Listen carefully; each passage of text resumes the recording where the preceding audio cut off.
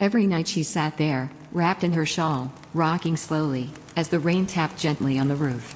People said she was lonely. But she wasn't. She was remembering. Her first kiss, right by that step. Her daughter's laugh, echoing in the garden. Her husband's voice, warm as the summer storm. She wasn't waiting for anyone. She was home.